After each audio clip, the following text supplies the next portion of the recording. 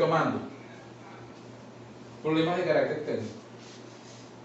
Todos incorporados en esta educación a distancia que no es fácil y que supone para ustedes y para mí sacrificios adicionales, pero que son necesarios para que en esta época de pandemia podamos seguir adelante. Y la universidad se ha preocupado precisamente en darnos las herramientas a los docentes para precisamente salirle al paso a esta pandemia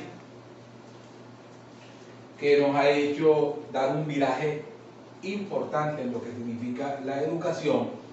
Yo soy un profesor de clases magistrales, de clases presenciales, pero obviamente hay que romper con los paradigmas y hay que ir adelante, pues, ante una situación que nos obliga a cambiar de conducta. Les decía, antes de interrumpirse el video, que cualquier sujeto que se incorpora a un proceso, a la estructura de administración de justicia, según nuestra Constitución, en el artículo 49, numeral 2, debe presumirse inocente. Pero además, el artículo 8 de esta ley adjetiva, que es el objeto de esta cátedra, dice que no solamente debe presumirse inocente, sino que debe dispensarse el trato de inocente. Pues, tanto nuestra Constitución como la ley adjetiva no ha hecho más que incorporar a la ley positiva, al derecho escrito, lo que es en esencia un estándar internacional en defensa de los derechos humanos. La Declaración de los Derechos Humanos, los derechos del hombre, el Pacto de San José, en todos estos elementos internacionales que son de inmediato cumplimiento y aplicación en nuestro país, una vez firmados y ratificados por la República, no hacen más que sustentar y convalidar lo que nuestra legislación interna dice en relación a cómo se incorpora cualquier sujeto activo investigado al proceso. ¿Cómo se incorpora? Presuntamente inocente. Es inocente hasta que se pruebe lo contrario. Por eso tiene que pasar por un proceso judicial que debe culminar en una sentencia definitivamente firme para que cambie esa condición de investigado, imputado o acusado a culpable y condenado. No es hasta agotar todas estas posibilidades que significa el proceso y los recursos hasta que una persona ante los ojos de la ley es considerado responsable y por vía de consecuencia se le establece una sanción penal, una pena. Y este punto de partida es esencial que lo tengan en consideración, porque en la práctica, lamentablemente, nuestro proceso penal acusatorio no fue lo suficientemente explicado y la ciudadanía indebidamente pretende un castigo expedito, rápido, al que se presume inocente sin haber agotado todo el proceso judicial. Esa ansiedad de castigo prematuro ha dislocado en la práctica, ha desdibujado, desnaturalizado nuestro proceso penal acusatorio, que no es más que partir de la presunción de inocencia de una persona hasta tanto no haya una sentencia definitivamente firme que le considere culpable y por vía de consecuencia condenado. En síntesis, este es el inicio de nuestra clase. Este flujograma, como herramienta de estudio, como mapa mental, va a ser muy importante para que ustedes realmente logren que el manejo de estos contenidos se queden en su memoria y que cuando vayan en el ejercicio de la profesión, realmente no vayan en pleno desconocimiento de lo que significa el proceso penal acusatorio en nuestro país y de la actividad desde el punto de vista práctico que significa incorporarse en el litigio en el litigio del proceso penal venezolano. Bueno, fíjense ustedes, tenemos ese sujeto activo que, motivado a cualquier circunstancia para nosotros desconocida, se le pretende establecer responsabilidad por una acción dolosa o por una acción culposa, y por vía de consecuencia es investigado, partiendo de la premisa que debe ser considerado presuntamente inocente. Esa investigación va a dar origen a las posibilidades del inicio y de la apertura del proceso a través de estas 4 posibilidades que están así. Es decir, la apertura de una investigación puede ser de oficio, por una denuncia verbal o escrita, y a través de una querella. Los 2 primeros supuestos obviamente están vinculados a el Ministerio Público, y la flagrancia está investigada a la detención de una persona que está cometiendo un delito, lo acaba de cometer, está en estado de persecución o es atrapado a poca distancia con elementos de convicción del sitio donde se cometió el delito o se ejecutaron los hechos. Estas son las 4 posibilidades que dan origen a una investigación.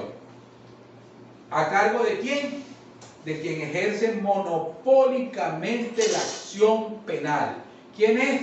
La vindicta pública, el Ministerio Público, la Fiscalía del Ministerio Público. Son ellos quienes ejercen monopólicamente la facultad de impulsar la acción penal. Una de las diferencias determinantes que existe entre el proceso penal acusatorio y el proceso penal inquisitivo, donde el juez tenía incidencia en el inicio de la investigación y de impulsar la acción penal. Aquí solamente el Ministerio Público ejerce la posibilidad única, monopólica, de impulsar la acción a los efectos de una investigación penal que procura establecer responsabilidad a un sujeto activo o a un agente que está en situación de investigado, imputado o acusado. Bueno, estas 4 posibilidades que están aquí, que son una investigación de oficio, una denuncia verbal o escrita ante la Fiscalía, una querella que se ejecuta ante el juez de control y una detención en situación de flagrancia. Eso queda ahí. ¿Cómo vamos en esta parte de investigación? ¿Cómo vamos a entrar a través de esta acción que generó esta investigación o esta captura en situación de flagrancia a lo que es el proceso? Primariamente en 3 fases. Una fase preparatoria, una fase intermedia, una fase de juicio y una fase de ejecución. La fase preparatoria está vinculada a un tribunal de control y la fase intermedia a un tribunal de control. ¿Por qué es un tribunal de control? Porque es un tribunal garantista, es un tribunal constitucional, es un TAME, porque de acuerdo a lo solicitado por las partes va a decir que es legal y que no es legal, que es constitucional y que no es constitucional. Bajo esos criterios y en función a lo que solicitan las partes, va a determinar quién tiene la razón. Eso sonó como un programa de la televisión, pero no es así. Ok. Entonces, fíjense ustedes, de manera horizontal encontramos que está el Tribunal de Control, que tiene incidencia en lo que llaman la fase preparatoria y la fase intermedia. Después un tribunal de juicio y un tribunal de ejecución. Fíjense ustedes que es horizontal. ¿Qué significa en la práctica? Que este tribunal no está subordinado a nadie. Este tampoco. Este tampoco. ese tampoco, ese tampoco, ese tampoco. ¿Y por qué digo que no están subordinados a nadie? Porque los jueces, mis queridos alumnos, gozan de autonomía en la acción de lo que significa la ejecución de una decisión, de una sentencia. Cuando un juez decide conforme a su conciencia, en nombre de la República y por autoridad de la ley. No están subordinados a nadie, a no ser a su responsabilidad con la conciencia y la ley misma. Una cosa es que a un juez se le exija el cumplimiento de un horario, eso es administrativo, pero cuando el juez se sienta a decidir sobre una causa, sobre la supuesta responsabilidad de este sujeto activo, es completamente autónomo. Y voy a repetir, decide solamente vinculado a su conciencia en nombre de la República y por autoridad de la ley. Entonces, este es un juez de control que supone una fase vinculada a una fase preparatoria y una fase intermedia, un tribunal de juicio que es una fase de juicio y un tribunal de ejecución. Este flujograma se lo tienen que aprender de memoria, no es nada complicado. Es una cosa que ustedes tienen que hacer.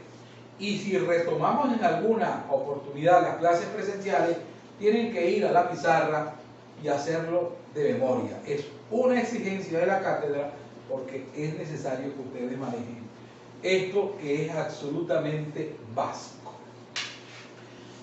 Obviamente que atendiendo también a un estándar internacional se garantiza la doble instancia, lo que quiere decir que cualquier sentencia elaborada por un juez debe permitir recursos, ya sea por vía de la apelación o por la revisión de la sentencia.